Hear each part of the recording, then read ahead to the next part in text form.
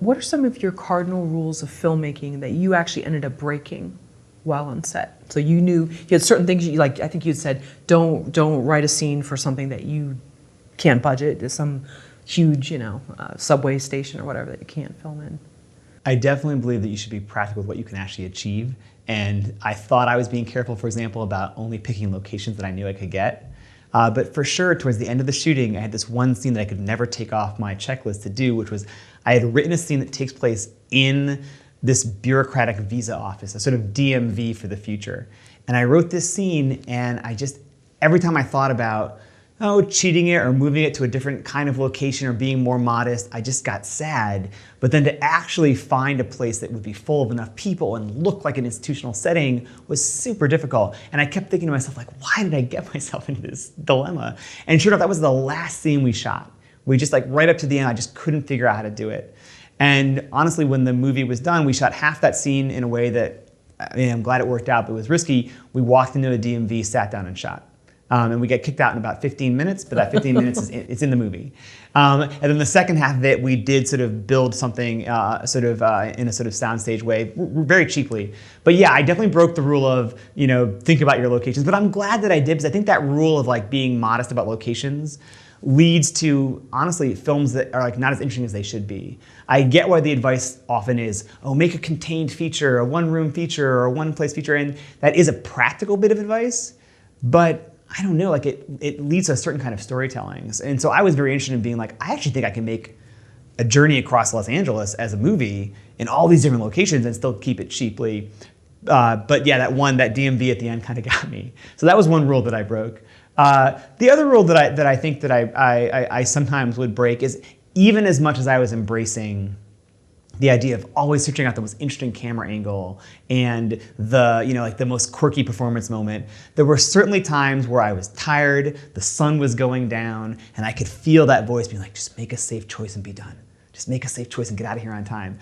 And I'm sure that there are times that I did that a little bit, and I think my aspiration every film out is to do that less and less.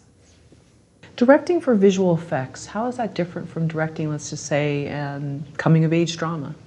For me, my goal was to have the on-set directing process be no different when it comes to visual effects than my normal process. For me, the change is all in pre-production.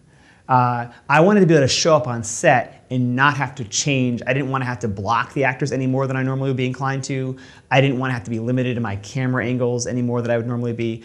And so the solution to that was sitting down with my brother, who's a visual effects artist, and asking him, okay, what's possible and what's not within those constraints? Tell me all the things we can do that don't require me to lock off the camera, have the actors hit precise blocking marks, or limit my frame.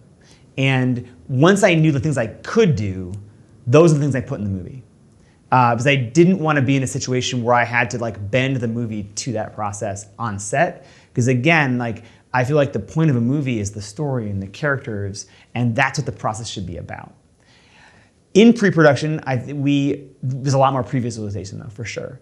There is a version of this movie which is just me and my DP, Julie Kirkwood, shooting each other on our iPhones, doing all the shots, and then showing it to my brother and asking him, can you composite this in here? Will we be able to get this to work out over here?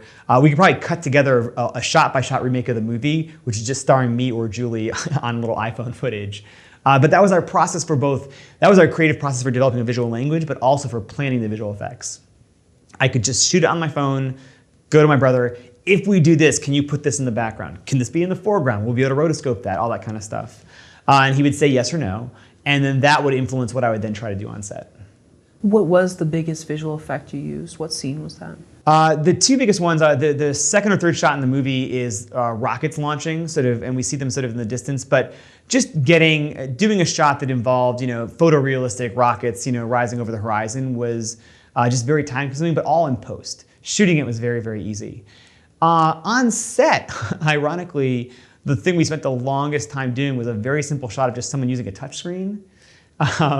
But making sure that with reflections and lighting that we were going to be able to successfully, create a space between, there's touchscreen and there's a hand, there's a space in between we need to lay in the visual effects. Just working that out was the hardest shot, even though it's one of the most simple seeming shots in the movie. But getting that right was a challenge for sure. And how did you do that? What were some of the... In the end, we tried a lot of different ways. I was I was convinced it was going to be the one green screen shot in the movie. Even we had eschewed all green screens just in favor of other forms of working. But in the end, we just frame by frame rotoscoped it, and the result was great, and it worked out just fine. But it was more like I was almost nervous to leave it to that, and so I spent time trying to shoot alternates. But in the end, my brother was right. I should have just stuck with the process he recommended, which would have actually been not doing anything out of ordinary. Just have the actor do the gestures that I'd planned out, which we had mapped out, and we would have been done in half the time. But I was just nervous, and so we tried to do a green screen version. Hate it when the brother's right. I know.